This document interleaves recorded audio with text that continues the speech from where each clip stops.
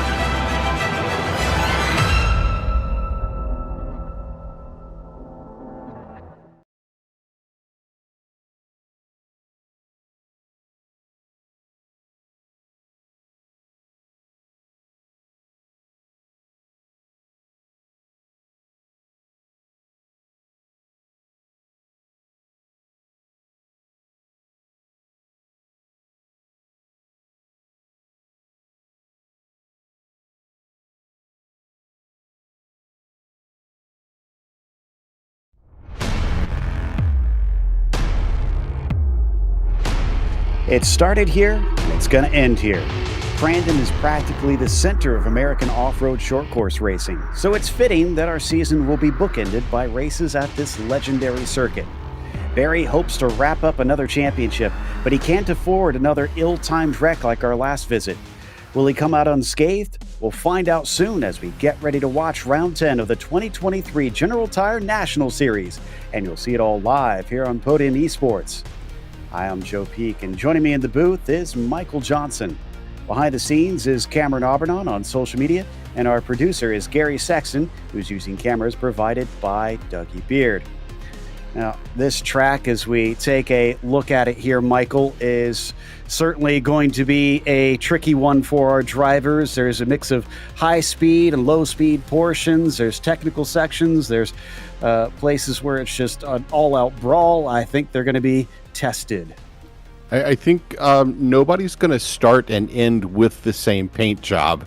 There's a lot of opportunity here for trading paint, as we like to call it. So I think we're going to see, especially places like Cowboy Hairpin, right down. It's just going to get so tight. It's kind of like a backwards version of VIR's Oak Tree for people who are familiar with that.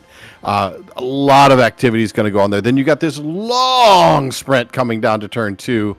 Turn 3 is also going to get pretty crazy, which is called the Gravel Pit, and then Calamity Corner. Well, let's just say it's appropriately named in this 1.5 mile, 8-turn course. Yeah, and especially when they have about 12 trucks all vying for position, it'll probably earn its nickname, that is for sure. Now, as for the championship, though, of this race, it's come down to Barry and Rafus and Swain, with Rafus and Swain actually tied for second place. They're currently roughly 20 points behind Connor Barry. It is possible to make it up, but as long as Connor doesn't have that bad of a day, he should be able to come out ahead. Swain's actually still looking for that first win so far this season. Jarrett Liebert's a bit far behind them with only 319 points. He's 100 points behind Connor Barry. He's pretty much out of this at this point. It's all down to those top 3 to try and decide it. As for today's race, this is only going to be 4 laps for those heats.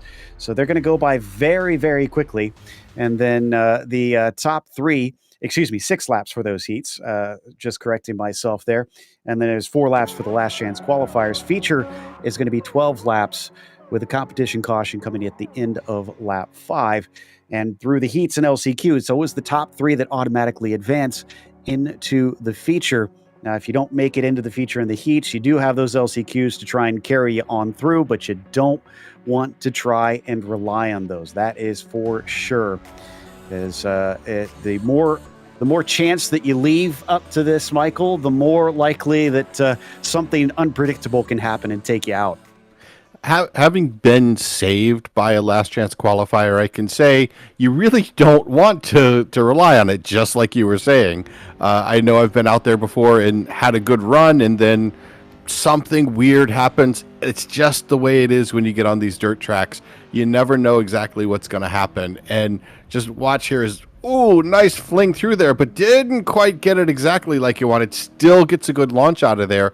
But, man, you never know what's going to happen. You end up just a tiny bit off, losing by a tenth or so. That last chance qualifier can sometimes help you out and put you into that final race where you want to be.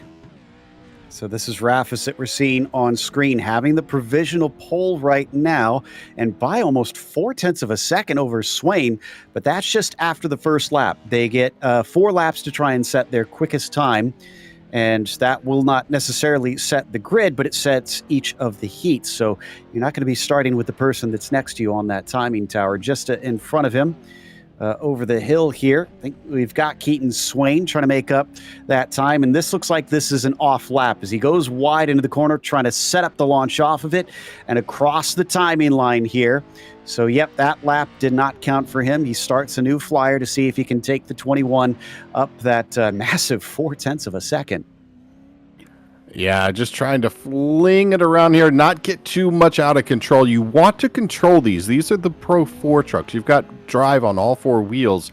You can't really let it get too far around. You want that front end clawing its way through these corners. Watch as he just sticks it in there, slides, puts the hammer down, and launches himself down this straightaway. That looked like a pretty decent run there. Let's see how he finishes this one out. Down into Potawatomi turn here. And next to the barn, this is going to be one of those critical corners. You can see how sideways they sling them into the air, and then it compresses as it comes up the hill. Long left-hand sweeper, and only 2 more corners to go as he approaches gravel pit. I'm not showing him as on a particularly quick lap right now. Sometimes the timing and scoring can be a little bit off on that, but if I'm reading this right, this is going to be another lap where he's just kind of setting himself up. Let's see. Nope, he's going to try and take it down to the bottom, so it looks like he is going to try and get a flyer in here. Let's see if he can go any faster. It's a 17.519. That's not going to do it. And in fact, Connor Berry has taken second place away from him. Yeah, I had an eye on Connor's lap there. He was really flying. I think he had his eye on that 17.1 out of P1. Couldn't quite get it, but he had a really nice run going. Just kind of off a little bit at the end there, but we'll see how that turns out when it comes race time.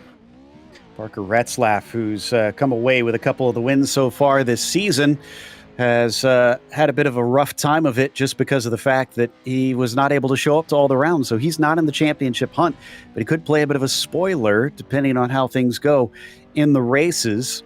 And this is one of the places where he actually finished first on track in the very first race of the season, but was given a penalty and lost the win. So I'm sure he's looking to try and kind of undo that here and show that, yes, he can take that victory at this place. The 31 now coming up to Calamity Corner as he sets up for that final hairpin. Look at him right down onto the barriers. And as he crosses the line, it's going to be a 17.4. That's going to put him up into third. Yeah, that was a nice little finish that he got there. Everything was pretty clean running through, but it wouldn't surprise me if he could put down something even a little bit quicker. He is so close to Barry's time. Connor Berry had that 17.357, and this is a 17.420. And I think he did all 4 of his laps already, so I think he is done, just out there having some fun.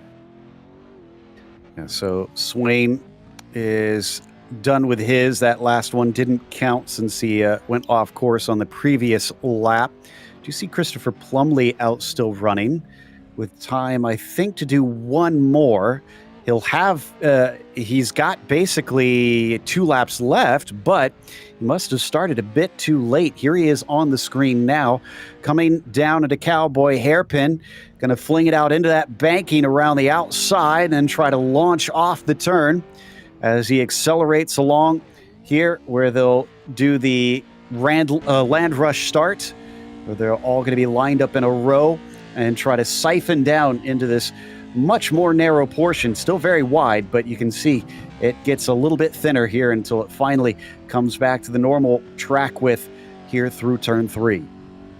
Yeah, it's funny watching that where it gets narrow right there at that Red Bull gantry.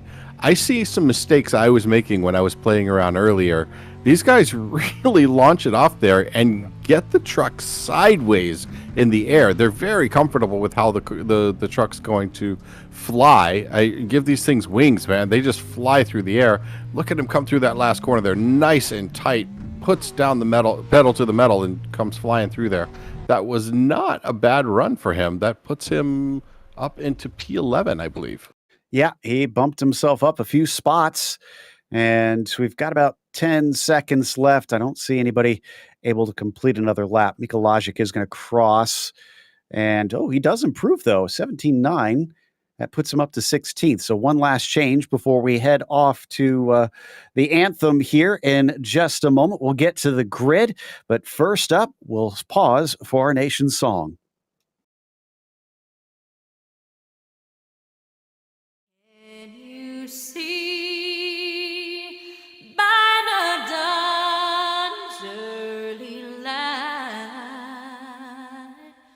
What so proudly we hailed at the twilight's last gleaming, whose broad stripes and bright stars through the perilous fight o'er the ramparts we watched were so gallantly streaming, and the rugged red glare, the bombs bursting in air, gave proof through the night that our flag was still there. Oh, say does that star-spangled banner yet wave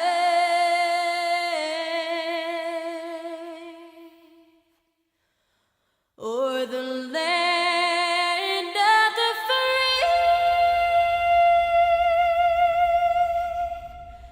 and the home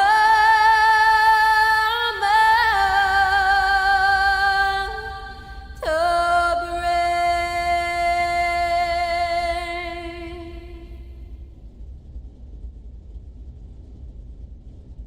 Trucks are all lined up and ready to go. Our first heat and all of our heats will see the top 3 inverted according to the qualifying. So Tyson Miller will start from the pole as Keaton Swain will start in P2. It'll be Jacob Raffus in the 3rd position, followed by Zach Drapkin in the 4th spot. Cody Wieniecki begins P5, followed by Eric Whitner in 6th, and John Binder in 7th position. Just waiting for the clock to time out here before they'll get going. And remember, it is the top 3 that you want to watch out for. Everybody else will be going to the LCQ after this. But as we said, you don't really want to rely on that. And Michael, it's going to be fun watching them all try to find that one spot at the front when they try to get in line here out of Potawatomi turn. Yeah, it's. I think a few people have nailed it when they call it argy-bargy. This is going to be a lot of putting those elbows out, trying to make some space for yourself, and hopefully not turning the other guy over, because I think then you're probably going to get a penalty out of it. So not a good way to go about. But if you're the guy who's just behind, didn't quite get the good start that you wanted, it's a good opportunity to make up some spaces. That is a menacing sight right there, with only seven of them lined up. Now imagine it with 18 of them all ready to go here, with 2 of these lines back to back, ready to charge down across this wide open field and into the first turn. I think they've got a little bit time left before we are on our way for this one. Last race of the season. If you want to make up points, if you want to make up positions, this is going to be the time to do it. And everybody's going to be trying hard for all that they can. Of course, they obviously don't want to mess up our championship contenders, Barry, Rafis, and Swain, of which we've got 2 of them in this race. And checking to see, yes, we do have Rafis out there. For a second, I thought maybe I saw him grayed out on my timing screen, but it looks like he has indeed gridded up. So just about 30 seconds left, it looks like, and then we'll be taking off for this first race of the night, Michael. Yeah, we are just sitting here with bated breath, ready to hear these engines just roar as they take off here. I don't know that I'd want to be these guys over here in the grass. I feel like you're not going to get as good as a launch out of it. But, hey, I've been wrong before, and I am perfectly willing to be wrong again. Yeah, we'll see who manages to get it. I've seen them come down to the inside from all different sides. As there we go, the clock ticks down to 0. So we should start to hear the engines now start to rev as they are getting ready for the first heat. And it's a bit of a hold here. Now we're ready to go. Green flag is out. Looking for the whole shot. Rafis rather, has got a huge leap on the rest of them, but down to the very inside. Tyson Miller is better in the second phase. He's still got that inside line as they swing through the first corner, and it's still neck and neck between Miller and Rafis. We had a little Noah's Ark going there, 2x2. Oh, we've got one out in the back, not able to hold it as they go sideways up over that jump. Now it's still Rafis out in front, trying to hold on to that lead. He was able to get his nose out there, but as we come into Cowboy Corner, oh, this is going to get exciting. Looks like we got a little bit of an over-under. Now it's the fly down that straightaway. Rafis still has the edge. He's on the inside of Keaton Swain here. Drapkin also watching. In fact, he chucks it in. No, that's Tyson Miller, on the inside. Oh, and somebody making some contact back there. That was Drapkin with a nudge from Wieniecki, and it was John Binder earlier who had a problem coming past the barn and down into turn 3. So far, everybody's still on the circuit and right side up, though. Everybody's got the right side up and still surprisingly clean as we look. I'm sure some of these guys are already using their peel-offs, but now we're coming down to Cowboy Corner. I think I called Gravel Pit Cowboy before. Oh, nice heavy on the brakes. Get that rear end pulled around, and now it's a launch down this long straightaway. Now, guys, as you watch as these guys come down here, this corner is really just a flick. You are still on full throttle as you're going through there. There might be a little bit of a lift to plant the nose, but not more than 10%. But right there, look at that. Come up over that jump sideways, 45 degrees through the air. Plant it. Oh, just a little bit off the wall there. I don't think that's going to affect him too much, though. Yeah, that was Drapkin really pancaking the right-hand side. These are pretty hardy trucks, so I think he'll be okay. Behind him, a little bit of side-by-side. In fact, a nice slide job there from Eric Whitner to move himself into 5th, but it's going to be all for naught if he doesn't make a few more positions forward. Right now, Tyson Miller is the last one to advance as they sit. Yep, Tyson Miller, last one there in the 90. Jacob Rafis still up in front. Got a tiny little gap. It's only about a half a second right there. This is super tight. Man, for somebody like him, he really needs to open this up because guess who's behind him? That's Keaton Sweet. Keaton, I think, really wants this spot.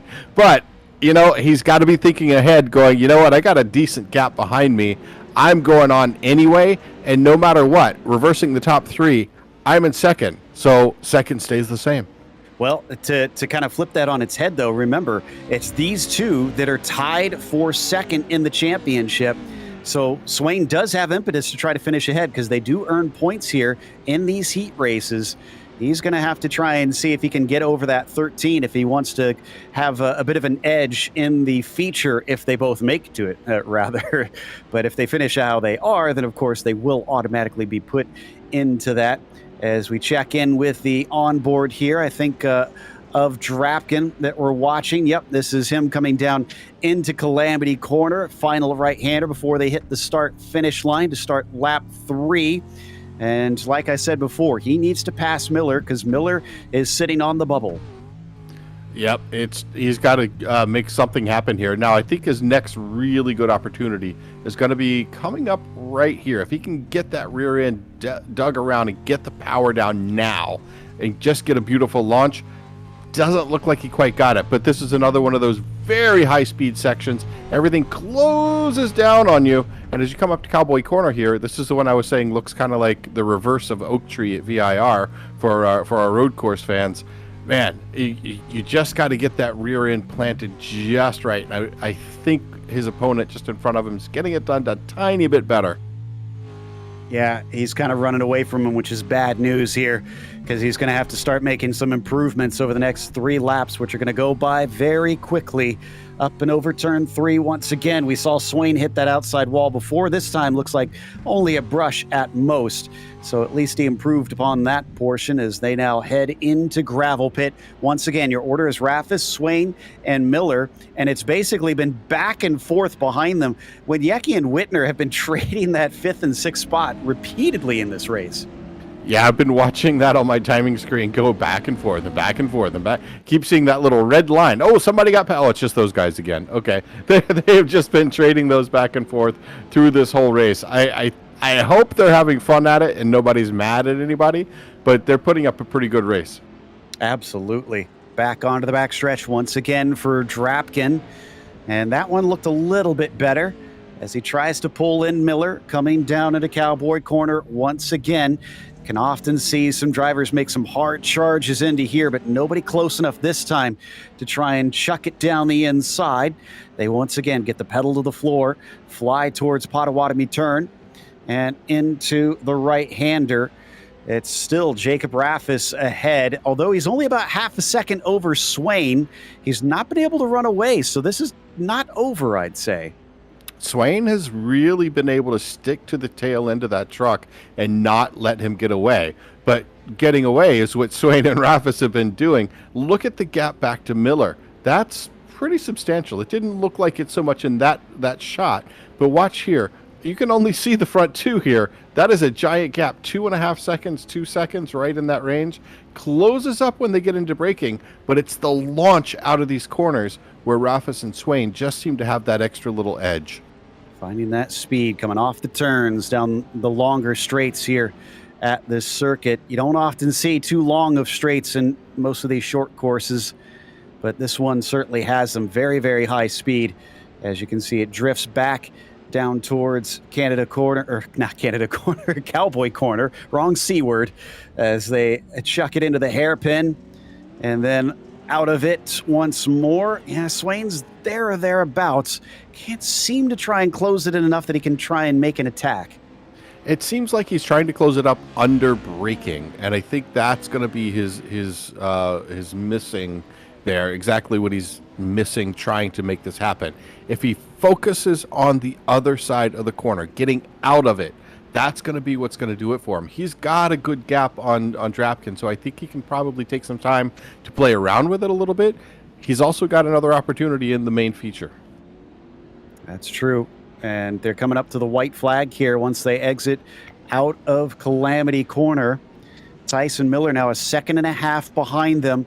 It's not looking like he's going to be able to do much to phase them unless they do tangle. But the good news for Miller is he's also still 1.5 seconds ahead of Drapkin. He's able to drop that 56.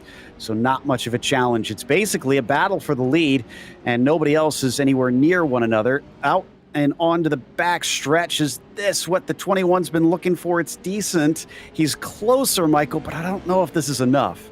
Yeah, 4/10 just fell back to 5/10. I think Raffis just has a better launch off the corner. Although, gets up underneath them. Is it an over-under chance? Oh, a little contact. This is looking good for Miller. Miller is now licking his chops to see what he can do. Ralph is fighting back. Swain still in front just as we come through this very fast right-hander. Oh, this is going to get sticky here at the end. It's a slide job that wasn't quite a slide job, and they actually hit side to side coming off of Cowboy Hairpin.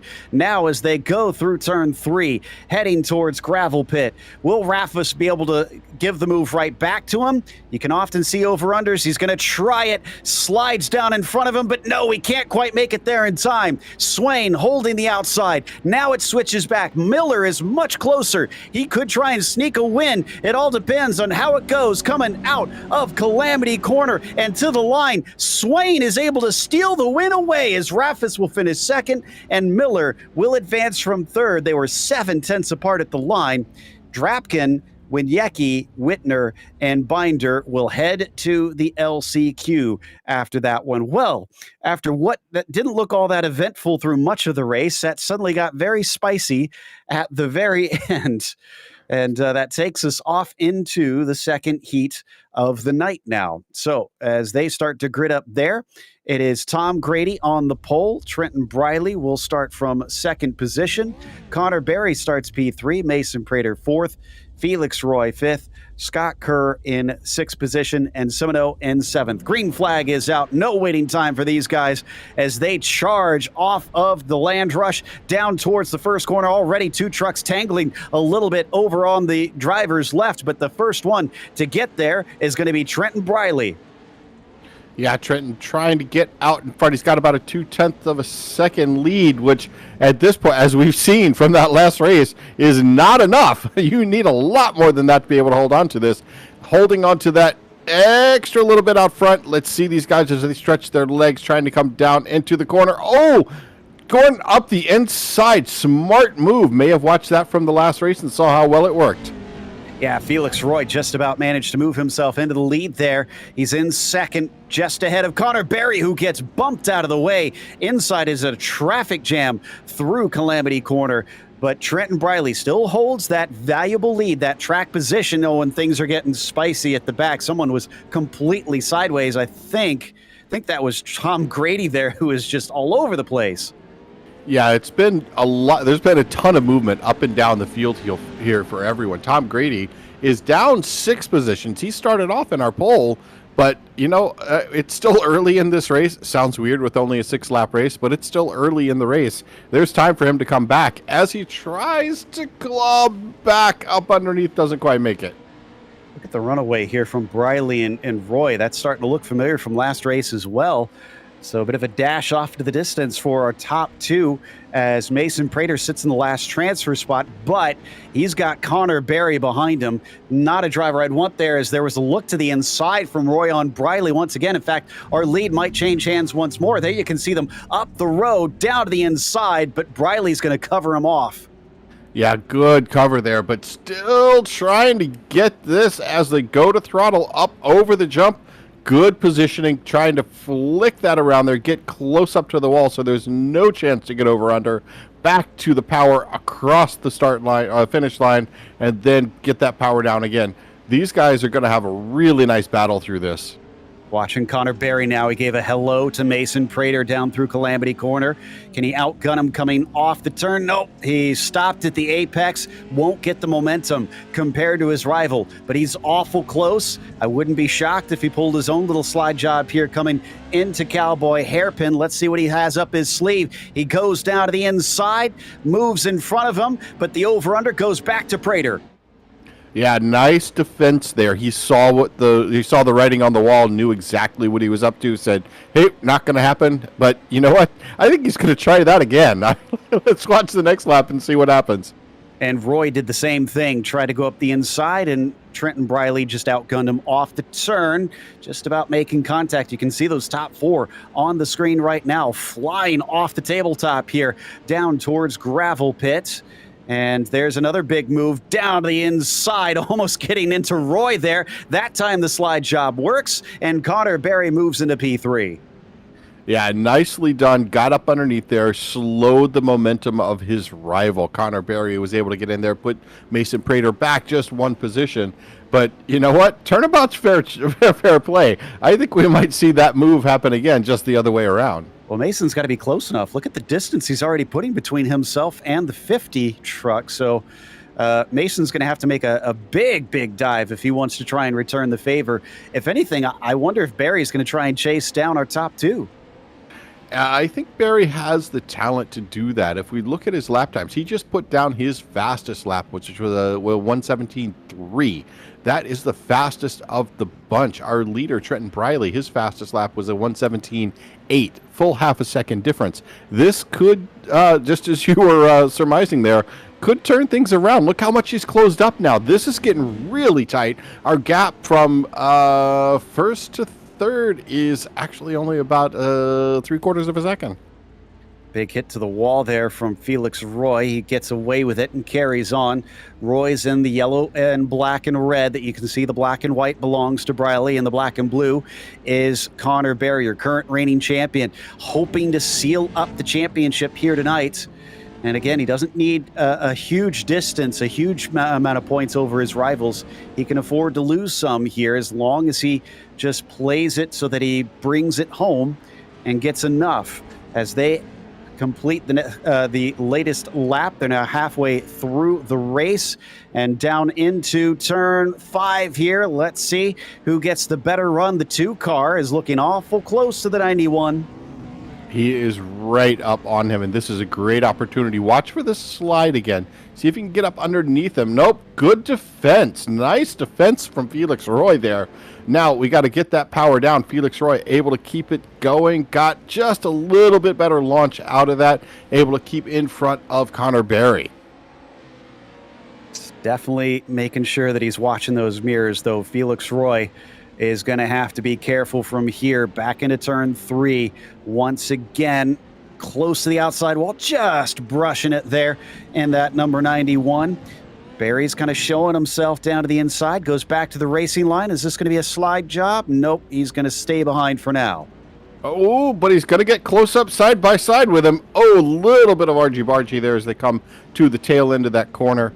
I don't think it really messed up anybody too much. These guys are still stuck to each other like glue. Tries to go up underneath. Not quite enough room to make it, though, as they go and start yet another lap. Seems to just be able to find that little bit of overlap, but can't find the grip off the corner quite yet. Switching back around through the left-hander. What's he going to do this time? We're down to 2 laps to go. He still has some opportunities in the future, but does he really want the second place, or does he want to just bring this home since he's in a transfer spot? He wants the second place. Underneath. I think he wants first. Look at that. That was a good move. Oh, but then doesn't get the power down properly. Just can't get the grip as he comes out of Cowboy's corner. Just has to be careful because Mason Prater's only 0.8 of a second back. If he gets turned around, if he gets a little discombobulated, he could lose that transfer spot and have to head down to the LCQ, and it's really not what he wants in this sort of situation. As they swing it around turn 3 once again, it's still Briley leading Roy, leading Barry in your transfer spots. Yep, trying to come once again. Look at the 3 of them. This is like a drift competition here. These guys are placing these trucks so beautifully, sliding through that dirt, finding the exact amount of grip they need, and then putting the hammer down to come out of it. But once again, trying to come up in this last corner. We've got that argy-bargy. Look at Connor Berry. Connor Berry wants that position. But you know what? Mason Prater, he is in 4th place right now. He is watching this with kind of licking his chops too, because he sees that if Roy and Barry get a little bit too argy-bargy, that's going to be a good position for him to go from 4th all the way up to 2nd. Yeah, absolutely. Barry cannot do something foolish here. He needs to accept that a 3rd place will get him through, even if he could maybe try for that 2nd place. He doesn't do it this time. Looked a little bit more tentative, but he also wasn't much closer this time. Is this him just bringing it down to take the advancing spot? I think he's kind of resigned to the position, but if something opens up here, now look at this. Look at this. Oh, Roy is closing in on Briley. I think there may be some desire to change up who's in first to this time, because look at this. Gets up underneath him. Can he get the power down? Can he get it down? Both of them. It's a drag race trying to get around to Calamity Corner. Tried the slide job and it didn't quite work. Can he do it here maybe? Gives him a hello, sends him a little bit wide. This is going to be close off the final corner, but nope, he's not going to have it. Briley takes the win. Roy second, Barry third. Even closer on this one, split by only half a second between them. Prater finishing P4 with Semino, Kerr, and Grady, who are going to be heading to the LCQ pretty soon. Now we head off to the third heat of the night. And for this one, up on the pole, it's going to be Christopher Plumley. Keith Jeffrey starts in second with Parker Retzlaff in third spot. Cody Retzlaff will be next to him in fourth. Crystal King P5, Daniel Aish sixth, and Greg Johnson in seventh. As with last time, it's not going to take long for them to take off here, as they're all out on the starting grid, ready to go pretty quickly, and the green flag is out. Who's going to get the launch coming down into Potawatomi turn? It looks like they're starting to pinch together on the inside, drifting back out, trying to open it up. One of the drivers trying to pull the over-under. Plumley has the inside, but it's a good exit from Parker Retzlaff in the 31. Yeah, Retzlaff trying to get himself, with one of the Parker Retzlaff is trying to get himself around there. He is currently in P3, just trying to get a good launch here. We've got Plumley and Jeffrey sitting out front, though. Look at these guys. Oh, we've got a little bit of a slide job. Can he make it up underneath, get the power down? No, not quite there. Look at the exit, though. Oh, they're tangling midair, and they're going to go over. Parker Retzlaff with a roll. Can he wind up the right side up? He does, and he carries on. Gets into the side of Greg Johnson, but at least he's still moving. Still moving. There may be some tempers flaring right now, but I gotta see this replay. This is almost like car ballet. That was beautifully done. Gets right back upright, tries to get the power down, suddenly realizes, oh wait, there's a car here. I get it. He's dizzy at this point. I don't blame him for the contact there, quite honestly. Meanwhile, it's a battle for the lead between Plumley and Jeffrey's going to come out ahead. In fact, Plumley falls to third place. Cody Retzlaff is now the one into second place, while his brother is all the way down into sixth. Cody trying to see if he can challenge the number 88, not the driver that we were expecting to try and vie for the win in this heat. Cody really stepping up. Yeah, Cody Retzlaff trying to hold on to this P2. He is actually looking pretty sharp for that P1 position. He's right up on Jeffrey. We are just nose to tail, but look at this. Oh, little bit of contact trying to come around this corner. Jeffrey trying to hold on to that position, puts the hammer down. Can he keep out front through this? We got some crazy corners coming up here into Calamity Corner. It's going to be a try and an over-under, but not enough room. Good coverage by Jeffrey. Yep, still Jeffrey leading, Retzlaff second, and Plumley third. Parker Retzlaff back there in sixth place was trying to overtake on Crystal King, but couldn't seem to get underneath and pass her. So as we exit now onto the back stretch, can Jeffrey hold off these two very hungry drivers as they accelerate towards Cowboy Corner, sending it in deep to try and take care of that banking, and coming off of it, pinched to the inside. Plumley can't seem to do anything. Now, I'm wondering if Jeffrey knows that his kids are there in the room with him as we watch his on board here. Now we're on board with Christopher Plumley, trying to hold onto this P3, sending it up sideways. We've seen these guys throw it up sideways. He's getting up on the inside, but not quite enough. Get the hammer down. Let's go. Let's see if he can try this one more time. I think we may see at least one more over-under before this race is done. We're only 2 laps in out of 6. Yeah, we've got 2 people in this broadcast doing gymnastics tonight, apparently. So as we come down into Calamity Corner, Jeffrey still holds off Cody Retzlaff, but Plumley's looking a little bit incensed here as he gives a little bit of contact to the number 525, but does not turn him around. He stays in position. Back behind them, Parker Retzlaff has overtaken on Crystal King. He's up into 5th position, but still has to both pass Daniel Aish and Christopher Plumley to advance. Yeah, I don't envy. This is like 2 different races. We've got the first 3 and then the last 4. It seems like that's been what's been going on in every race, every heat up to now. We've had that pack of 3 up front, and then, a little bit argy-bargy there, sending him sideways. Doesn't change up any position, though. I thought Parker was going to get that one, but Daniel saw it coming, gave him space, and just accelerated cleanly off the corner. As you see them continue to battle for the 4th position, Daniel holding that spot over him. And once again, into turn 3, cars bouncing as they plummet down back to earth. And, this is a good run on the inside. Parker with an excellent move down through the inside of 3. He's got to finish it here into gravel pit. Trying to slide this thing around. We've got 3-way contact with these guys. This is a really big scrap for that P4. Watch them as they come down here, though. We're going to see a little bit more Parker Retzlaff heading up this little trio, getting the power down just in time to stay in front. But we got side by side behind him with King and Aish. King and Aish trading back and forth positions. Looks like King is going to take that position, though.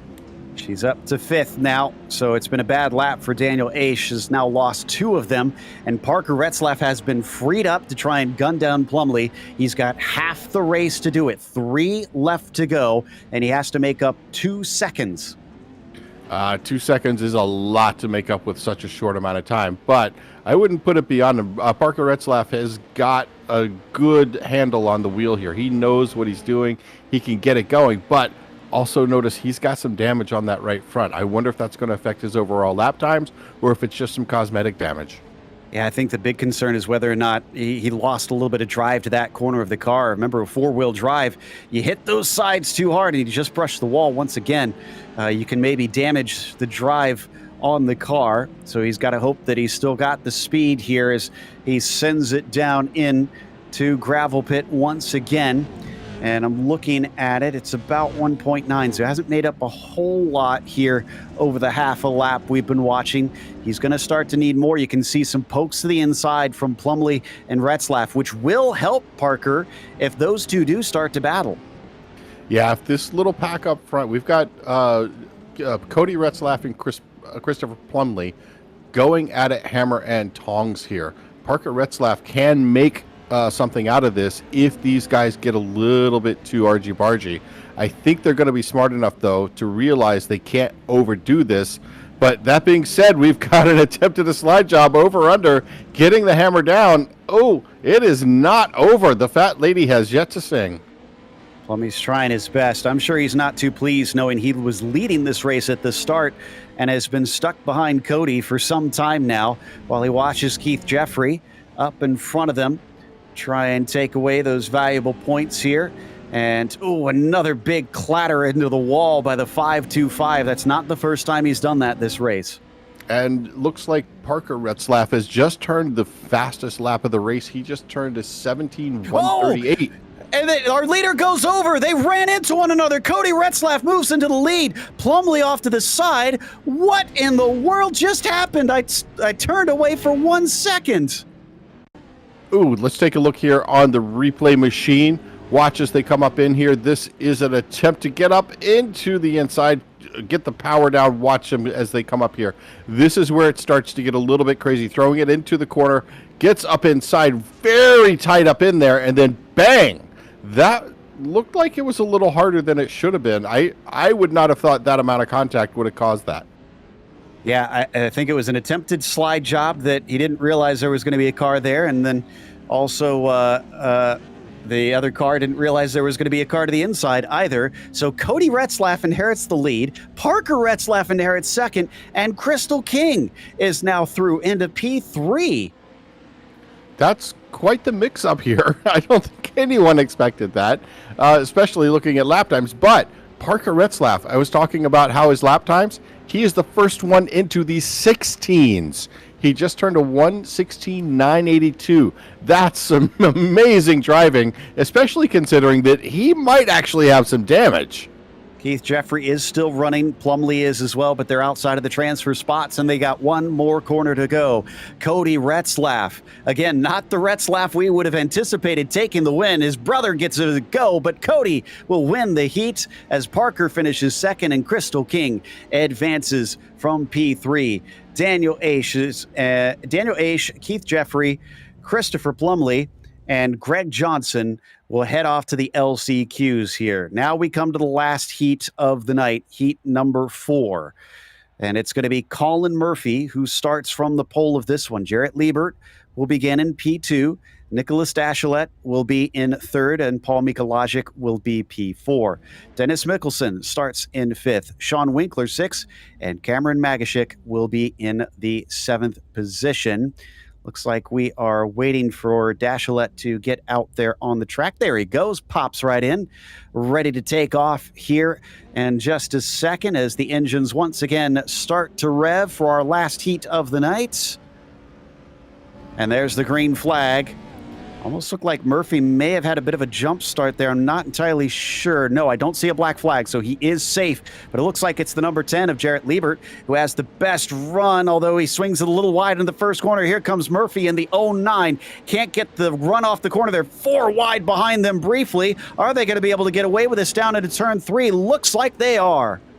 Yeah, this is a little bit, almost trying to go 3 wide through there. But right now, Jarrett Liebert is trying to open this gap up. Look at this, half a second as they go into the next corner. I'm going to call that 5 wide at that point. Those 5 right there at the end, man, that was a little bit crazy. Liebert leads, Dachelet 2nd, Winkler 3rd as they come into Calamity Corner. Someone coming in very hot behind them. I think that was Magashik, who almost gets turned sideways. Someone up onto the K-rail. That's going to be Dennis Mickelson, who has come to a halt and has to turn it around. Yeah, Mickelson got kind of the bad end on that one. He was trying to sneak through the inside a little bit. There was a little bit of argy-bargy on the outside he just got into the mix of it, or into the mix of the fallout from it so much. But right now, if we look back to the front, it's still Liebert out front with Dachelet 2nd, Winkler 3rd. Those are going to be, so far, our 3 advancing. But they really want to mix this up. I don't think there's any desire to leave this order the way it is. Liebert had that nice half-second lead, closed down to under a quarter second. Yeah, Dachelet took a try at it down into Cowboy Corner, but nothing doing. The blue groove's starting to come in as well as the track slicks up as they fly once again into turn 3. They've also got Sean Winkler back there. We'll see if he starts to gain or if it's once again going to be a battle between the top 2. Could try something here in a gravel pit, but he decides not to. Dachelet still just kind of hanging out, although look at that exit, just pinching down much better. That's not something you see very often. Yeah, that was kind of surprising to see that turn out the way it did. But now we come into that final corner as they go up over that little jump for the finish line, trying to start this next lap. Now on lap number 2. Is this only 2? Wow, this is only 2 laps of this race. We still got a lot to go here, and there's a little bump from Nick on the back of Jarrett, but no harm, no foul, as once again they pick up speed down towards a Cowboy hairpin. He's awful close. He could try and do something sneaky here. In fact, he is going to try and do that slide job that we're not seeing work much, but this time it did, and he is going to be able to get one over on Jarrett Liebert. Yeah, and that looked like there was some serious elbows out racing right there. We are about to see a favor return because I see a little bit more speed out of Liebert as we're working our way down. Watch for that slide job to happen about right. Oh, no, just a bad bounce. I thought he was going to slide right up under there. Didn't quite get the bounce he wanted off that jump. Wonder if we could see it here in the gravel pit. We've gotten a few of them so far. One that turned them over. Here it goes. Nope. He sees it coming. He gives him the space. And that outside line just much better off the turn for Nick. Oh, but the switchback getting down to the inside into Calamity Corner. And he's covered off as Nick shuts the door on him. Yeah, he was trying to get a nose up under there. There was some contact through that. There was a little bit of, hey, I'm here and I'm going to help push you through this, but not enough to really mess him up. So good racing on both part, getting enough into the brakes there from Liebert, but Dachelet was not having any of it, and he was able to manage that throttle to stay in that front position. As they get ready to head back into the hairpin once again. He maybe could have tried something back on him, but decided he didn't want to do it this time. I wouldn't be surprised if that 10 does continue to try and see if he could give him a little bit of his own medicine here. But the more they do that, Sean Winkler is, in fact, catching up now. So that's really bad news for the pair of them. Yeah, there's a little bit of a bounce I'm seeing on the nose of that number 10. When he comes off these jumps or comes in pretty hard off of something, he's got a lot of bounce happening there. So I don't think he's able to get that nose to bite just like he wants to make these slides get to work the way he wants to get in there and get up underneath and do that slide job. Indeed, and behind them, they still have a little back and forth between Mikolajic and Magashik trying to decide 5th place. It's starting to look like that first heat all over again. And we're down to 3 laps to go now, halfway through this race. Liebert not as close as we've seen before. Maybe he saw Winkler coming up behind him, decided to cool it down, just accept the 2nd position to the finish here as they exit out of turn 8,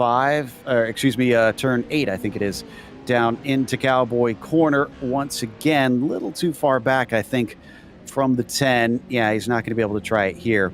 Now, we have an ongoing debate. I mentioned them a little bit earlier here, Michael. Those concrete barriers around the edges of some of the corners that you kind of see on like highways. Do you call those K-rails or Jersey barriers? It depends on what part of the country I'm in. A lot of times I just tend to go with whatever the local vernacular is, but I think my default is going to be Jersey wall. There we go. Okay, one for my camp then. To me, they've always been Jersey barriers. As we got a pass for the lead. Almost. Oh, he gets into the side of him. Turns him over. Dashley is now suddenly rolling once again, and he gets it back on the course. Winkler's into P2. Murphy is sizing him up for P3. He knows that championship position is right there, but no, he hits the inside, and we're going to take a look at the replay. Press Z or R twice, and there goes the barrel roll. Ooh, nice recovery on that barrel roll, though. There have been some interesting rolls that I was like, oh, that's it for them. But no, look at that. Dashley comes back, holds on to P3 there, and is still sitting in P3. Now, albeit a couple seconds back. Now, we've got Winkler about a second off Liebert. Liebert is trying to open up this gap, not give anybody a chance. Only 2 laps to go here. It's time to really put the stamp on this one and say, nope, it's mine. Man, Jarrett gave it back and then some. That was, you talk about elbows out. That was elbows and knees and every pointy bit of his body, unfortunately. I think that was straight up jiu-jitsu on that one. Yeah, shoving him out of the way. So the only saving grace for Dashley is that Murphy hit that inside barrier and that slowed him down. Otherwise, he would have been a real problem for Nicholas in the last few laps. Liebert has quite a gap over Winkler because of that. So will they decide to let bygones be bygones from here and just bring it to the finish line, since they both, all 3, now have a transfer spot pretty solid? There's the white flag. 1 more to go. Yeah, 1 more to go. I was watching that Colin Murphy kind of attempt at that final corner there, trying to get up into Dashley, and I think it was a little bit overexcited and just kind of got up into the wall, not quite spatially aware enough. Got a little bit too close to the wall, maybe counting that chicken before it was hatched. But now let's watch them as they go down to Cowboys Corner. Get that flick in there. Oh, he's a little bit wider than I think he wanted to be. That's going to close up that gap and put Winkler even a little bit closer, I think. Still kind of hovering there at about a second or so. Dashley is about 1.7, 1.8 back. This looks like it's the way it's going to finish out, unless somebody makes some really egregious mistake. Curious what this is. Oh, and Liebert just smashed the wall there. Can't believe that truck is okay after how hard he hit that. He keeps it going, so it looks like he's okay enough to make it just 2 more corners. But I'm curious to see how this is going to go when we get to the feature race as well, because as you like to say, Michael, drivers never forget. They remember, and I'm sure they're going to know when they get to the feature. But for the heats, Liebert will win. Winkler will be second. Dashley finishes third. Murphy, Mikolajic, Magashik, Mikkelsen come home in 4th through 7th and are now being lined up in the last chance qualifiers. Before we get to those, we're going to take a quick break. We'll come back after this ad from our sponsors.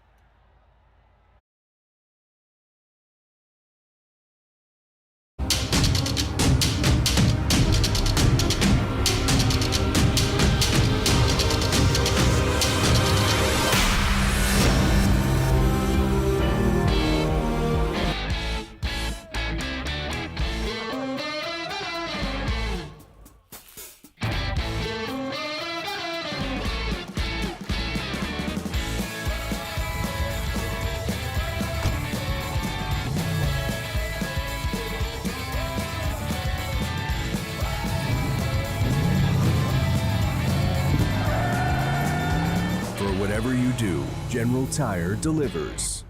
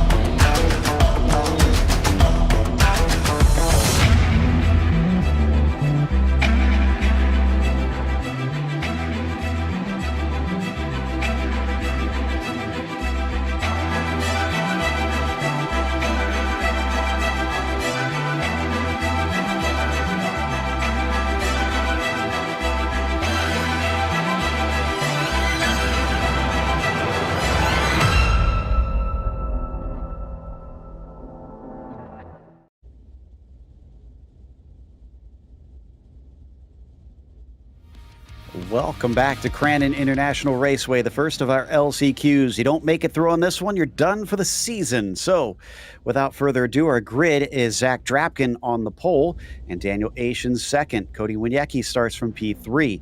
Keith Jeffrey will start in fourth. After that, Eric Whitner is fifth, Christopher Blumley sixth, John Binder seventh, and Greg Johnson in eighth. Guys like Drapkin, Aish, Plumley, probably going to be a little bit irked, Michael, after that heat race and fired up, ready to try and make their way through into the feature. Yeah, watch for how they're able to put the hammer down coming out of the start. I think we're going to see a really good hole shot pay off in spades as they come through this. Looks like we might not get our last driver out there. And yes, indeed, we're going to be missing Cody Wieniecki, and I think I maybe saw a jump start from Keith Jeffrey. Oh no, things going horribly wrong for him today. He's probably not going to make it through unless something magical happens here. As through the hole shot, Zach Drapkin beats Chris Plumley with Aish in third. Yeah, they are really trying to put this one together. This is their last chance, as you mentioned earlier. These guys have got to get up into this top three if they want to make it through to the feature race. Now, as we watch them coming up into this corner, trying to, we have got another three wide. We have a leader, three wide, and then two wide right behind that. There's a lot of opportunity for change up here. Everybody is really close. Remember, though, main thing here is get those top three. We got another rollover. This time it is John Binder, and he's kind of almost stuck there on the barrier for a moment. He gets it going once again, and this is the sort of stuff we were talking about early in the broadcast. Coming into Calamity Corner on the first lap when everybody's binded together here, Binder finds himself on a rollover. Yeah, that was a tough one to kind of have to deal with, but that Citrus with the kick truck kicks it right off the wall and tries to put it back into the race. And we got a change for the lead between Plumley and Drapkin. Oh, he doesn't quite have it. Drapkin was ahead. Plumley wants it. It's a drag race as they head down into Potawatomi turn. Let's see if he can stay ahead. Over under maybe for the 56 as he ducks back underneath. They tangle and he's almost sideways off the jump. Back together now down to the inside. Eric Whitner is going to try and take that P2 away. Almost three wide for the lead down into turn three. Yeah, Whitner really making a good push for that one. Now he's on a drag race. This is going to be a great opportunity. Look at that little argy-bargy way of contact. Now we three wide once again into this corner. Let's see how they come out of it. This is anybody's game. Everybody here wants to race one more round. Drapkin. Oh, and now he gets it right back out of Whitner. They had a little bit of contact before, like you said, and hopefully they're done from there. It is Plumley leading Drapkin, leading Whitner, leading Aish. So Daniel Aish, the first one that is not going to go on to the final round as things sit currently, riding on board with third place. Yeah, let's take a look. He had really good positioning there. Couldn't quite get the power down, although it looks like he may be closing it up. Let's watch for one of these slide maneuvers, kind of trying to hold it up underneath there as we go 3 wide and a little more contact. And they're getting away with it this time. You'd think they wouldn't be this frantic here. They're in the top 3 again. So they really just need to get to the finish, and especially because we've lost 2 of the cars that were supposed to be in this thing, Michael. Cody Wieniecki lost connection right before the race, and for poor Keith Jeffrey, he decided to park it after he got that black flag. Yeah, that black flag was kind of a bummer. I was trying to watch that. I couldn't tell. It looked clean to me because I saw the green flag fly, and I saw him have a beautiful launch. But, you know, sometimes what we see here is a little bit off. So maybe he did jump it just a little bit. I would assume so, since he did get that black flag. But looking from underneath Drapkin's truck here, this is getting pretty crazy. Whitner is really going crazy, trying to find a way around him. Can't quite get there. But, you know, I think the dog chilling in the background is going to make all the difference for Drapkin.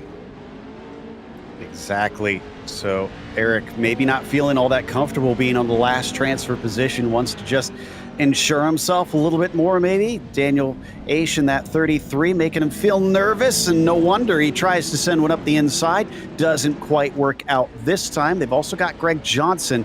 It's still honestly very close, pretty much all the way from 2nd down to 5th. Yeah, Plumlee's pretty much checked out for now, but we've got a couple of laps left here. I wouldn't put it beyond anybody to find their way back up, especially if a mistake is made by Christopher Plumlee. Drapkin doing a nice job holding on to this position, but that 27 of Whitner trying to get up in there. I can understand why. You don't want to be in that last position with the run through. You want to secure that. So being in P2 is a better place to be. Just, man, you got to be careful. We have a 3-way battle for 2nd right now. And in fact, it's 1 to go. So this is it. Last chances. Expect some big moves here from these drivers. Desperate to be part of the last race of the season. They don't want to be sitting and watching at the sidelines here. So who's going to make it? The 56, the 27, the 33?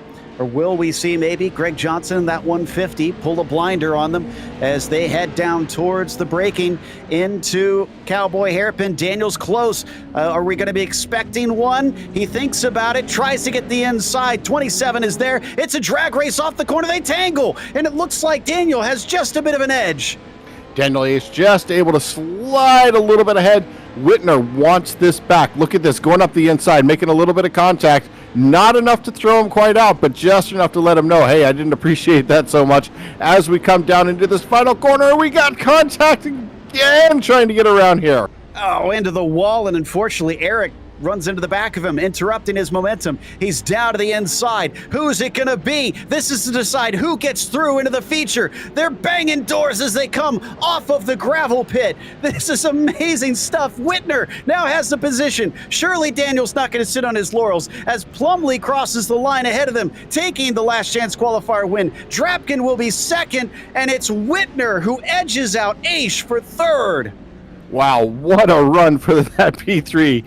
Those guys traded, 3 times on the last lap? At least twice. I want to say it was 3. That was some exciting racing. Amazing. Aish, Johnson, Binder, Wieniecki, and Jeffrey are going to be parked for the rest of the night. As you can see there, the celebrations with his best friend to be able to get through. Meanwhile, it's time for the last chance qualifier with Mason Prater starting on the pole. Murphy, and then it's Simino, Mikolajic, Kerr, Magashik, Grady, and Mickelson. They are off on their way down towards the hole shot. It's a very good run for Prater down to the inside. He's clear of everybody as they go 4 wide, and that's going to send Murphy sideways. Mikolajic as well, trying to bring it back together somehow. Everybody's still pointed forward. And we got a roller. We've got one rolling. That's going to be Tom Grady going off track. I think that was Grady. Off track. No, that wasn't Grady. That was. Yeah, that was Grady. And wow. 3 wide down into gravel pit in the meantime. Everybody picking their own line, but coming back ahead. Prater comes out, and Murphy once again sideways. I cannot believe the craziness that we're getting here at the start of this race once again. So it is Prater, Mickelson, Semino, your advancing positions. Mika Logic, who was last after the whole shot, is now 4th. Yeah, and Prater there, that was probably the best threading the needle I have ever seen. There was just, it was like the Red Sea opening up, parting, and he went straight through there with absolute confidence. That was a beautiful move from Prater, puts him in the lead. That was basically 7 wide. Everybody just kind of going their own way and hoping someone comes out ahead and not on their roof out of that turn. Meanwhile, as they fly down the backstretch here, Tom Grady leads Prater leads Mickelson by 1.2 seconds, and Semino is sitting in the 3rd position. Who is going to be able to take this one away? Last time out, it got fierce for that last transfer position, and looks like Grady is back out on the circuit after he had to take a tow for rolling outside of the boundaries. Yeah, but we still have Prater still holding onto that really nice lead out front. Now, these are the shortened. These are only 4 laps here. So he's going to hold on to this as best he can, coming around this final corner around Calamity.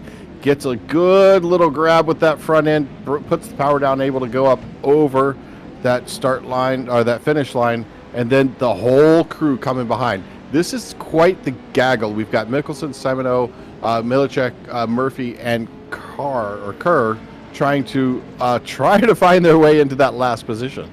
Absolutely. And Bryce here in that number 07, he's been known for some dramas this season, but it seemed relatively calm from this race. We'll see if it is this time around. Mika Logic down to the inside, but pinched to the bottom, just can't get the throttle down. Gives a little hello to Semino in the meantime as they accelerate away.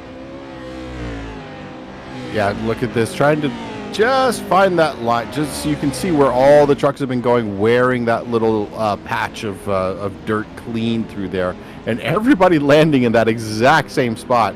Look at these guys. This is some amazing precision. If you think about this, they're going 70, 80, 90, 100 miles an hour through this and just landing those trucks off these jumps in the exact same spot every time. But now watch as we put the power down, trying to get a little bit of advantage and not able to close it up as much as he wants. I think we're going to see some pretty daring maneuvers happen here in the next 2 laps. We have 2 to go. And I'd say that Mika Logic is eager to try and take that position. One of my favorite paint schemes, honestly, we haven't mentioned it enough, the Pro Rogie there in the 177, trying to chase down Semino's Gator as they come off of the hairpin once again. That's a great run for Paul.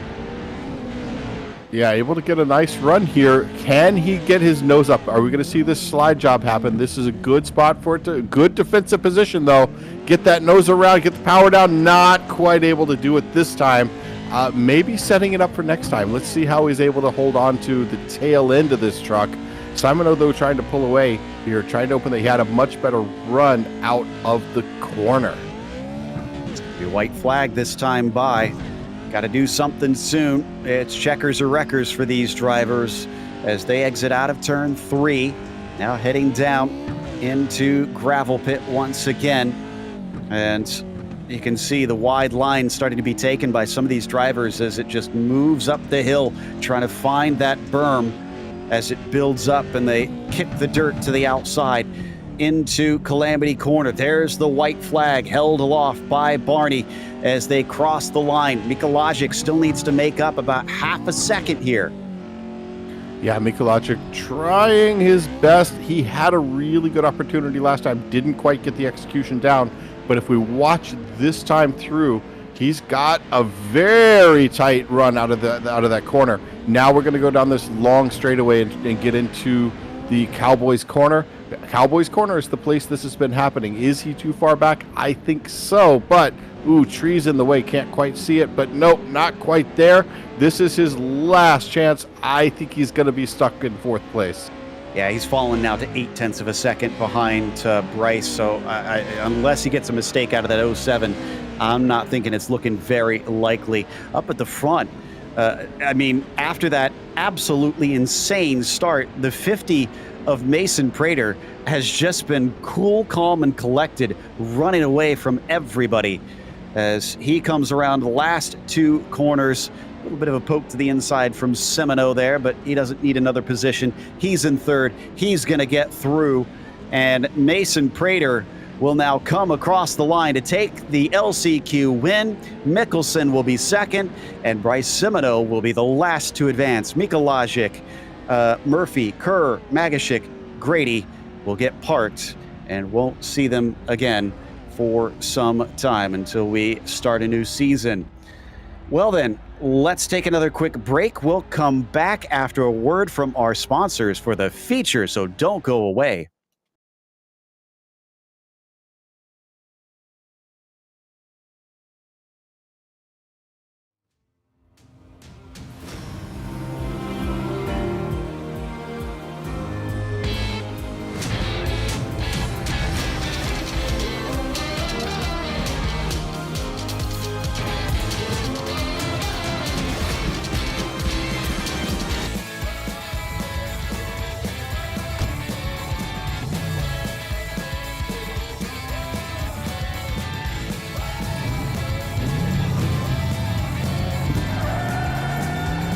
Whatever you do, General Tire delivers.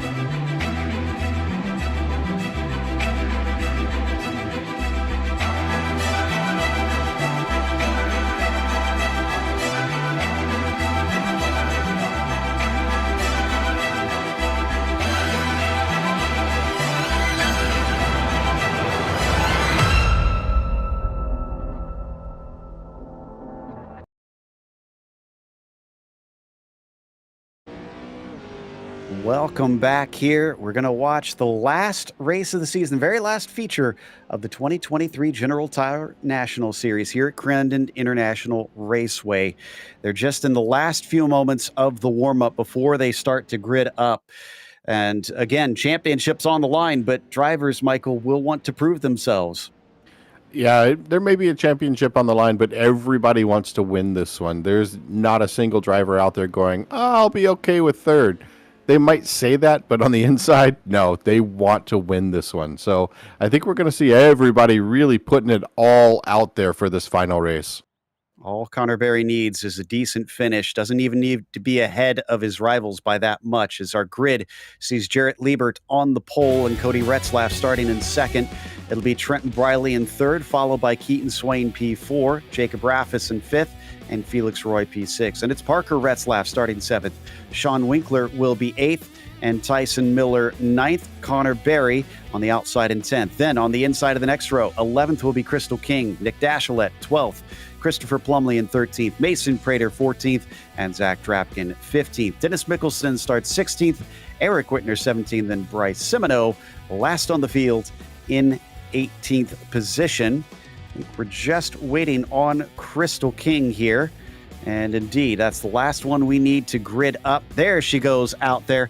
Last race of the season. Who's going to be able to take home the last checkered flag of the National Series as the engines now start to rev here at Crandon International Raceway?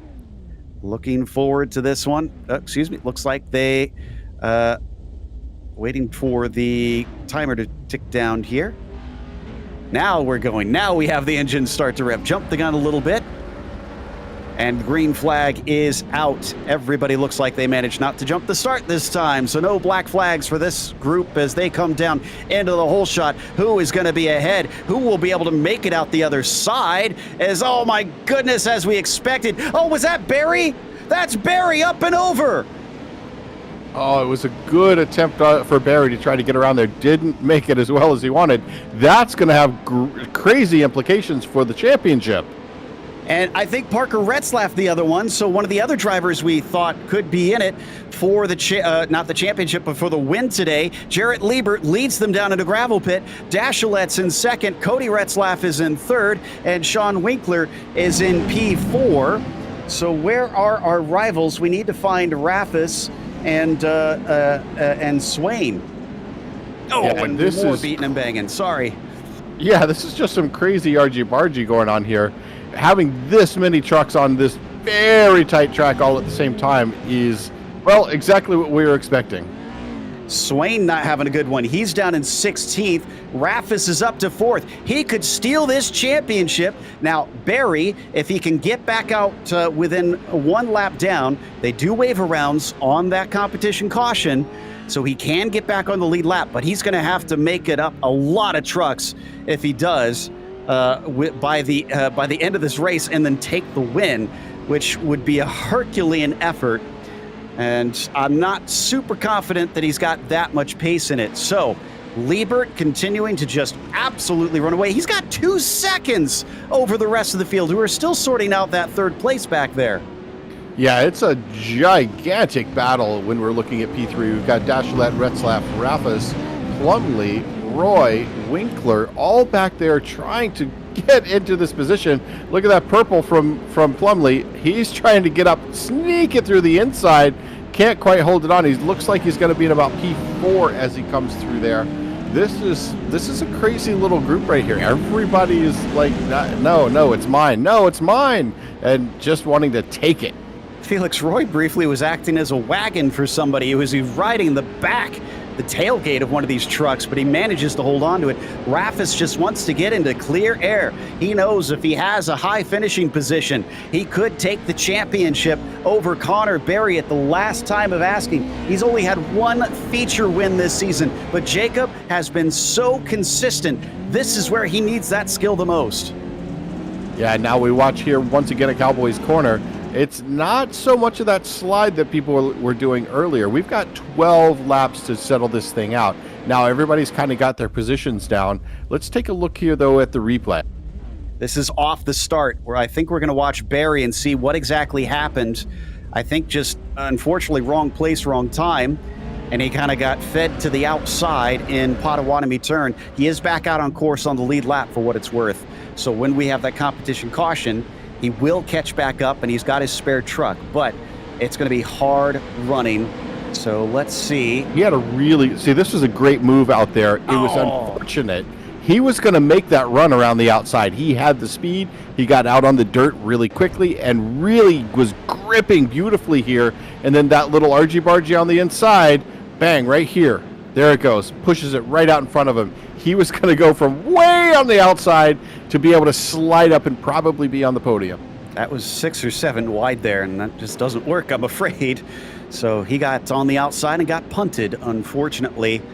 What is this going to be like on those final laps? Oh, my goodness. I thought this was going to be a calm finish for Connor, but no such luck. We're on lap 3. We're getting close to that first yellow. There's still a fight between Cody Retzlaff, Christopher Plumley, and Jacob Raffus. That's for the 3rd position farther up in the field. Yeah, taking a look here. Let's watch as these guys try to go sort of a drift show around here. Putting the hammer down, get a nice little jump going up over. Now this is where it gets to be crazy. This is going to be putting the hammer down to go down that long, generally straight-ish away down to Cowboys Corner. I think we're going to start seeing a little move here. Plumley, I think, wants to move up into P3. Can he get up on the inside? Not quite enough, but a good little attempt. He's at least showing up to Retzlaff and saying, hey, look, I got some talent here, too. I think I can slide up on the inside of you as he tries once again. Not quite there. Just no dice, and that's holding up those behind them. getting to be a bigger train. Mason Prater's joined them. Dennis Mickelson's in there. They've got Sean Winkler waiting in the wings. The more this gets backed up, the more crazy it's going to get, at least until that yellow flies. So will somebody make a move, or are they just going to stay patient knowing that everybody's going to get bunched back up anyways? Yeah, I'm sure Liebert being out there, Dashlet as well, they are so far out front. Dashlet is about 2 seconds off of Liebert, with Retzlaff about 1.5 seconds behind him. That's a great position to be in if you're Dashlet looking to go attack Liebert. You don't have anybody right up on you, but that's all going to get reset. So those competition cautions, while they're great when you're in a position like Connor Berry is, they're not quite as fun when you're the guy out front. Well, when that yellow flies, remember it was Liebert and Dashlet that came together before. So they're going to get nose to tail on the restart. What is that going to look like? And if you're Cody Retzlaff, you got to be thinking to yourself, oh boy, I could have the lead here by the end of this next lap. Yeah, I think Retzlaff is going to be the catbird seat at that point, ready to just watch those two go at it and try to drive around the inside, outside, over the top, any side he can make it. Okay, they're on lap 5. It's the end of this one. Jarrett with a monster gap, but he's going to have to give it up pretty soon. So probably not pushing this too hard. Just save those tires a little bit, as the positions have not changed between Cody, Christopher, and Jacob. It's still 3rd, 4th, and 5th, respectively, as we see them head down into Cowboy Corner once again. Rafis really likes that inside line through there, but it hasn't been giving him a spot. Maybe he's just trying to stay out of the way of those in front of him. Yeah, Rafis looked like he was trying to make a little bit of a move, or was that no, I think that was Rafis trying to make that move up the inside. Kind of using up the tires a little bit, which is surprising with the driver, the quality of Rafis. I would have expected he kind of tried to hold back just a little bit and save it for the end of the race. Just remember, for Jacob, it's like 3:30, 4:30 in the morning over there right now. So, and we got a slide job in front of him as Plumlee gives it a go, but no dice for now.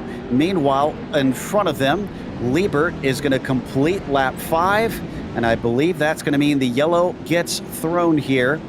And there it is. Caution flag is out, and everybody slows now after they cross the line. Only Parker Retzlaff will have to be waved around, so we might see them park up here on the backstretch to allow him to catch back up in a moment. And Connor Berry breathes a sigh of relief because there's the first half over, but now probably heaves a big sigh because he knows this second half is going to be just climbing up a monstrous ladder. Yeah, he'll be able to get around here, but then he's going to be all the way at the back trying to push his way through. Anybody can do it. Connor is probably there, because think about how many wins does he have this season. I think it was 4 wins already. Yeah. So yeah, that's more than anybody else if my quick scan here is correct. So I wouldn't put it beyond Connor to be able to pull this out, which would be quite the story to tell.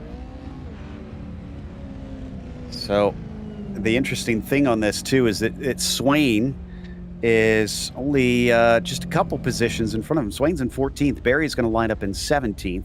So there's that. It's only one other driver he needs to be concerned with. Rafis up there in 5th. I'm going to have to go to the rule book here to check the points and see what this is going to mean. And even that's not going to give the whole picture, because, of course, they had points handed out for their heats as well. But we'll try and get a feed for that. Let's see. So 3rd place will be 46 points. Rafis is in 5th. It's -2, so that'll be 42 points for Rafis. I can't do the math, unfortunately, right now for where that would put Barry in 17th, but that might be enough that Rafis would actually overtake him in the points. Remember, I think it was 19 or 18 points behind him coming into this round. Yeah, it was 419 to 381. So that was Rafis. Swain was also points, at 381. So it could still be kind of tight. I don't want to do that math. I'll let the stewards do the math. I'm just gonna be the guy who sits there and drives the car or talks about the people driving the cars. Exactly. Yeah. So apologies. That was 38 points that they were apart coming into this one. And heat races not giving a whole lot. First is 2 points, second is 1. Qualifying 5, 4, 3, 2, 1 in there. So fastest lap of the race gets 1. And then, of course, there's the whole shot bonus point. So this all gets extremely complicated, unfortunately. Hopefully it won't be too complicated by the time we get to the end, as they're looking for the restart here pretty soon. Liebert coming up to the restart zone, and he's on it now as they head past the barn and into turn 3. Liebert gets a good jump over Dashilet. He doesn't want to be anywhere near that 23.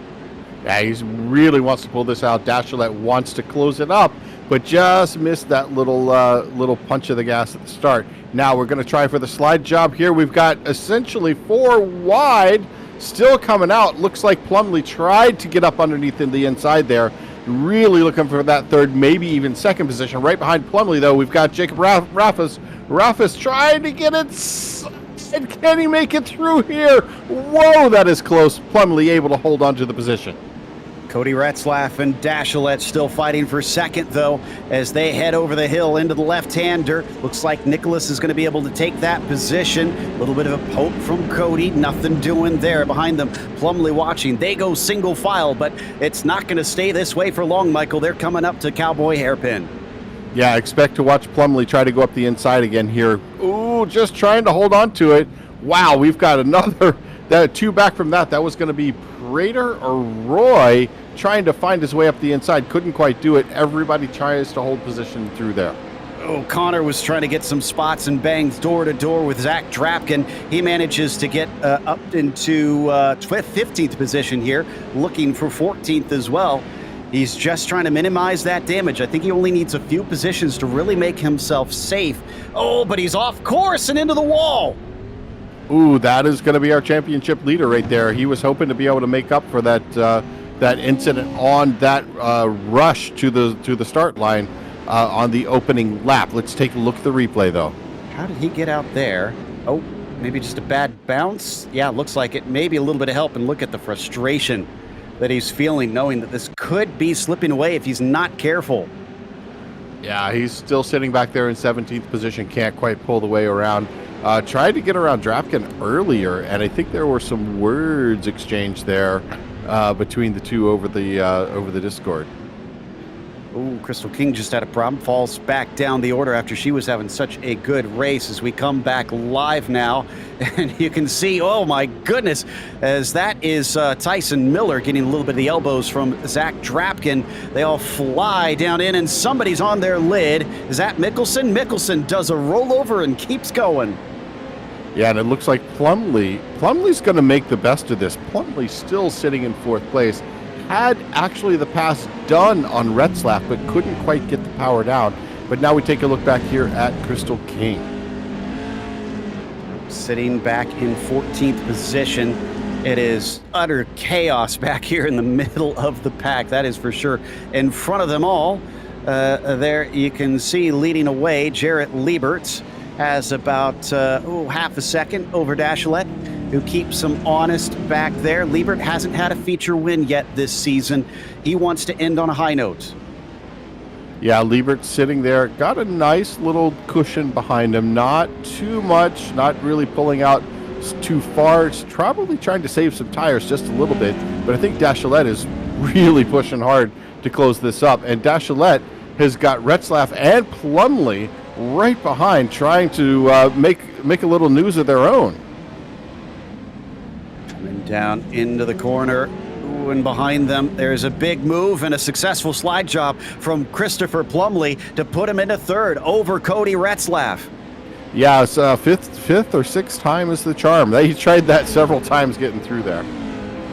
But behind them, watch out, it's Raffas and Prater kind of give and watch. Here comes Cody down to the inside of turn 3. He gets a nose in. Can he outgun him off the corner? Just a little nudge to the outside. It's a drag race now.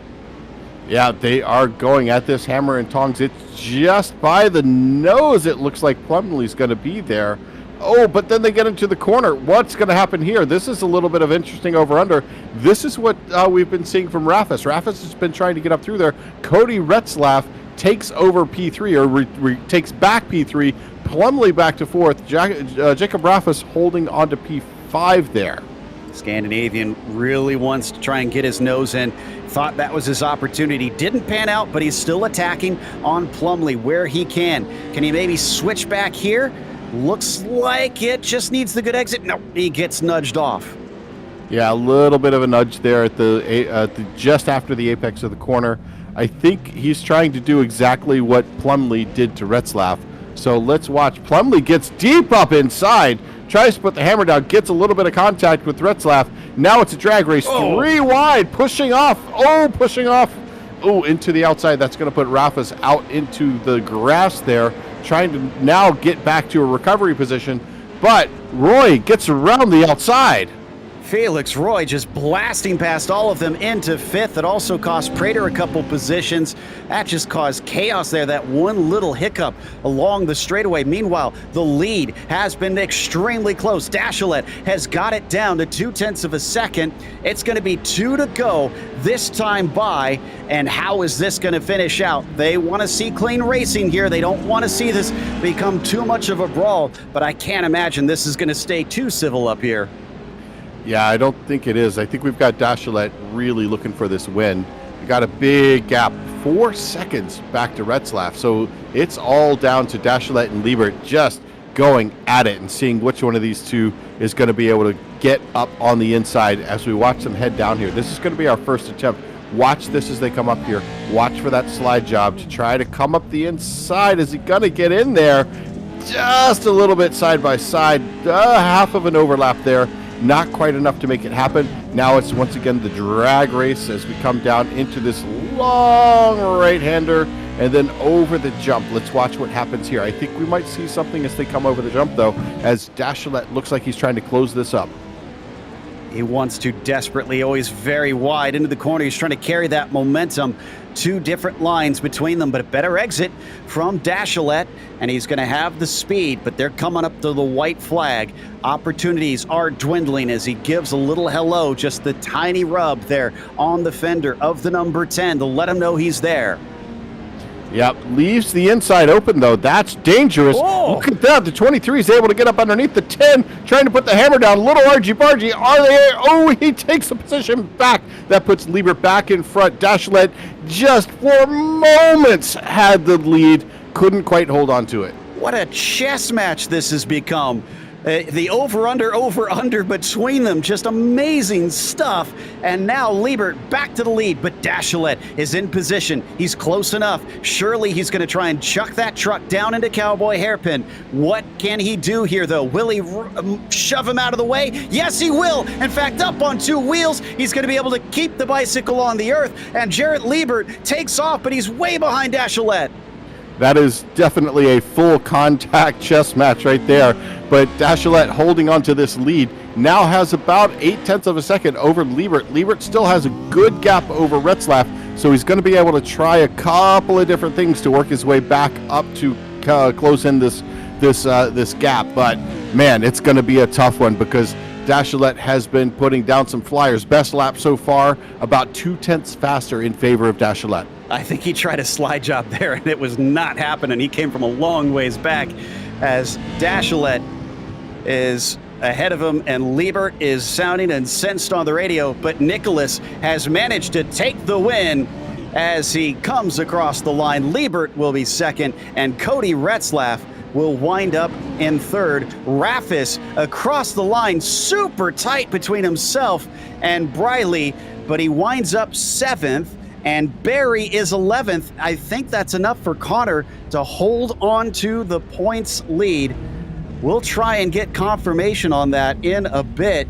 Looks like he's having to do the math a bit himself on that one. Curious as well if the stewards are going to take a look at the move on that, because this is the course at the very start of the season, speaking of bookending, Michael, where they had to take the win away from Parker Retzlaff. Will Nick discover the same fate? It'll be interesting. That was a bit of a difficult hit. I mean, he did put him up on 2 wheels, commented about, puts the bicycle back on earth. But, man, that, I don't know. I would hate to be the stewards in that position because it's a hard call to make. but I'm sure the stewards will anguish over that for quite a bit, and then we'll get the final results. But I don't think we're going to see them anytime in the next few minutes. Well, here we have the provisional results, and Nicholas Dachelet takes the final win of the season as Jarrett Liebert, our pole sitter, has to accept second place. It was Cody Retzlaff in third as Christopher Plumley finishes P4, and Felix Roy was fifth, and it's Trenton Briley who finishes P6. Jacob Raffis was seventh today. Parker Retzlaff eighth, and Keaton Swain ninth. Mason Prater rounds out your top 10. Connor Berry, getting the worst of the stick all race long in the feature, somehow climbs back up to 11th. We are not sure if he is champion or not, but I'm thinking that should be enough to clinch it. Sean Winkler was 12th, Dennis Mickelson 13th, and Tyson Miller 14th, and it's Bryce Semino P15, Eric Whitner 16th, and Crystal King 17th. Drapkin wound up a lap down in 18th. We'll be back after a short break with driver interviews. Hopefully we'll get confirmation on the finishing order, so stick around.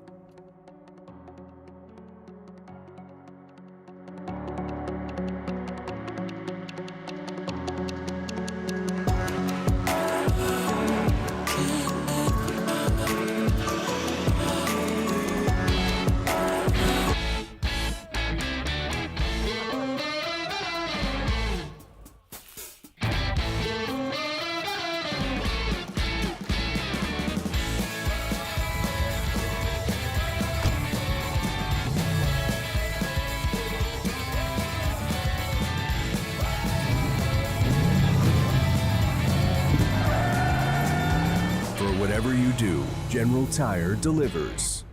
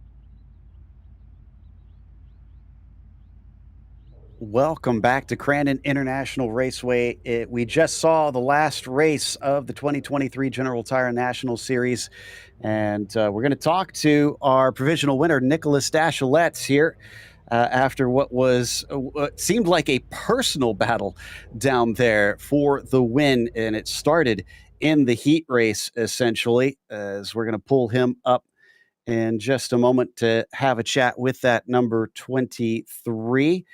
And we've got him here with us. Nicholas, congratulations on the win.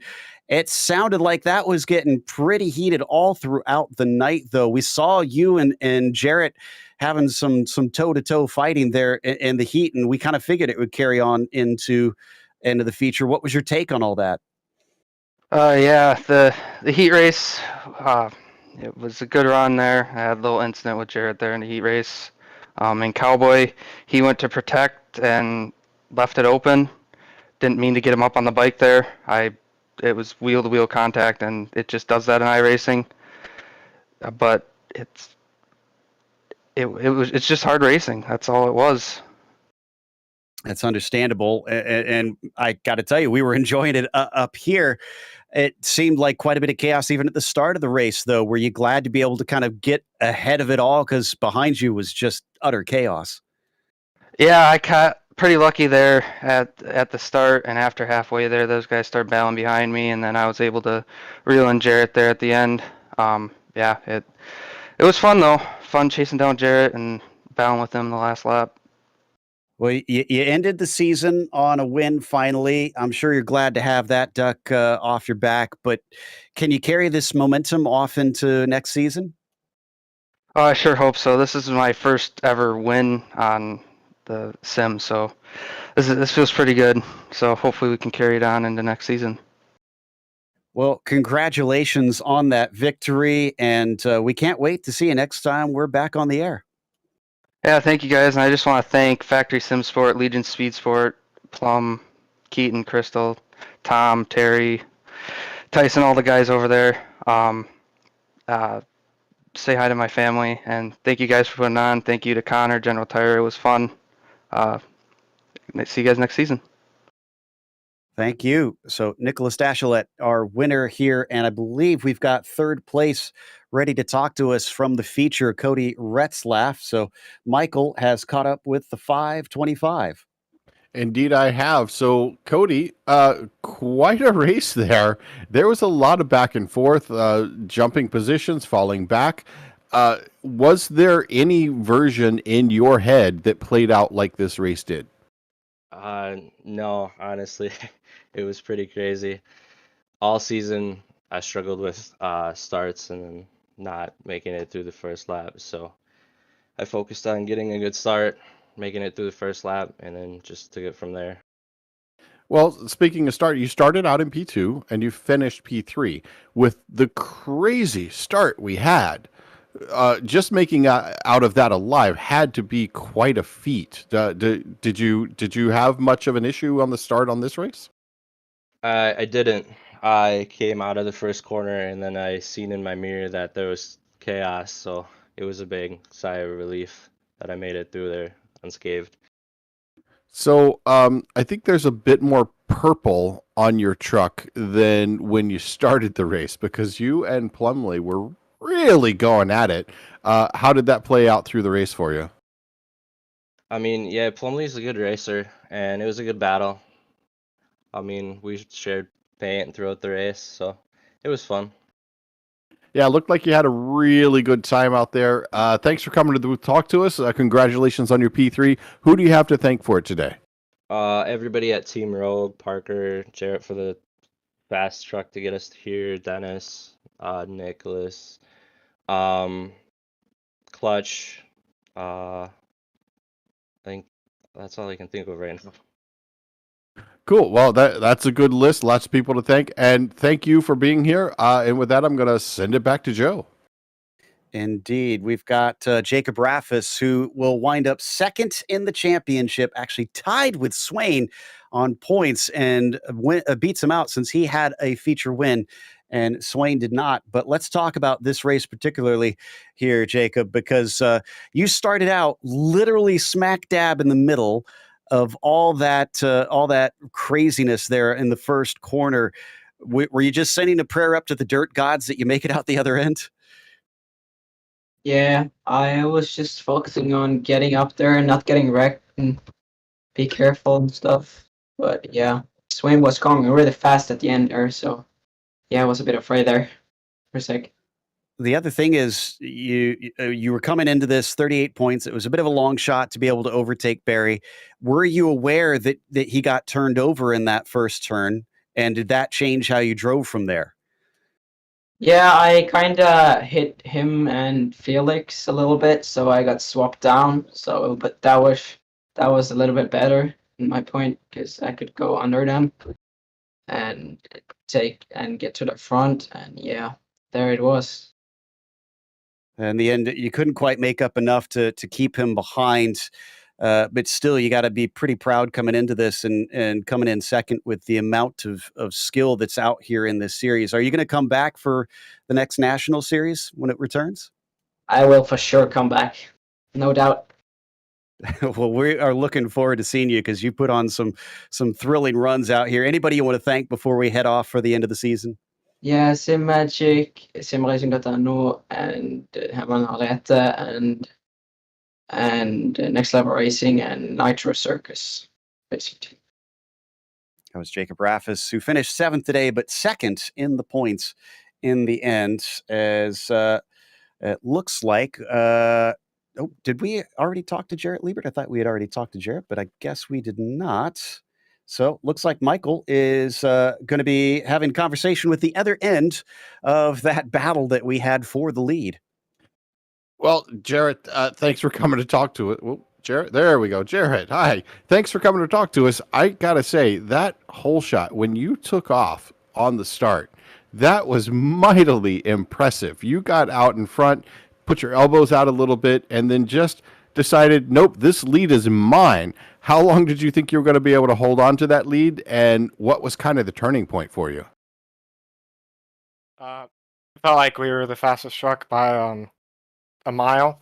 Like, I just felt like I was making a lot of mistakes. I got a good start, did everything I felt like I needed to do, just making a tiny few mistakes. I thought I was going to be raced fair, like I always am. Like Keaton, Connor, Jacob, they always race very, very fair. Got wrecked by the same guy that's wrecked me in probably, I'd say, 6 races in the last month and a half.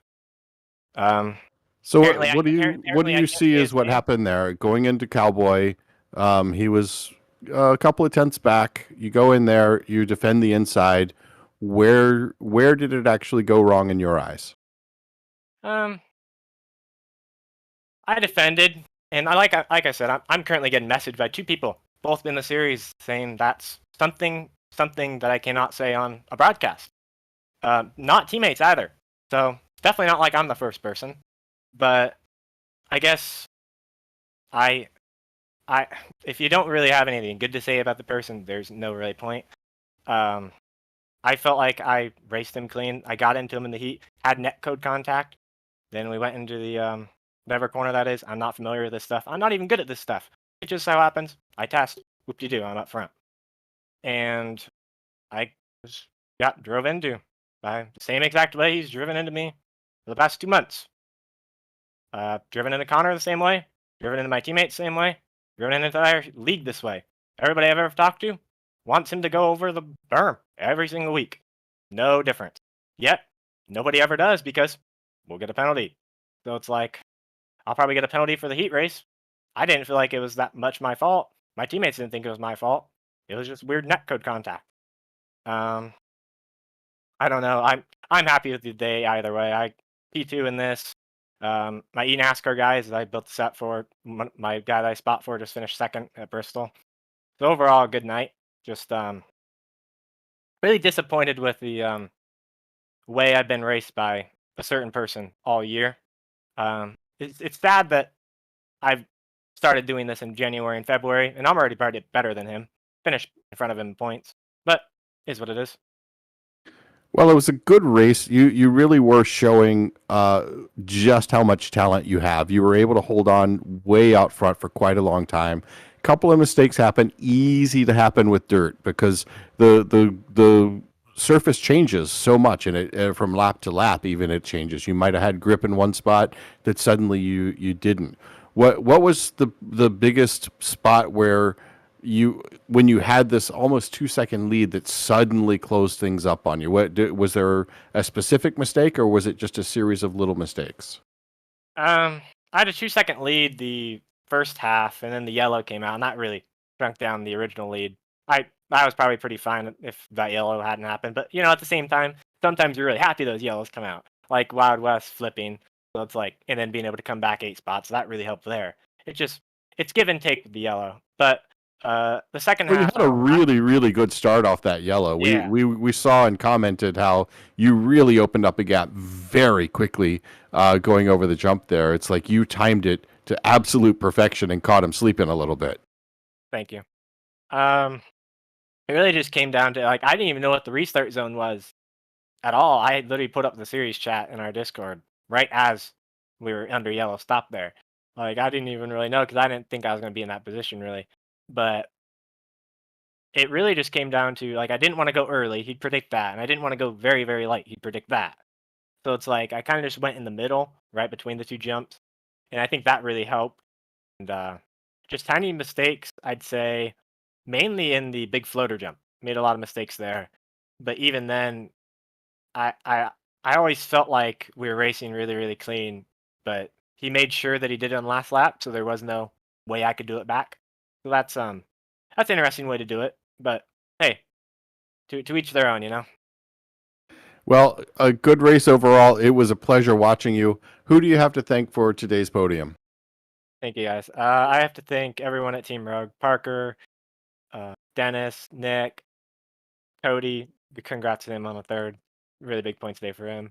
Got to thank everyone on the NASCAR side that tunes into this, all my friends, um, you guys for putting on the broadcast, everyone at Podium, Gary, James Pike, I know used to be over there, everyone that's over there, Joe, you for commentating, uh, Michael, the other commentators a few weeks ago. It's been a really fun series. I wish I could have capped it off how I would have liked, but you know, not everything can go the way that you want, especially with certain people. So, is what it is.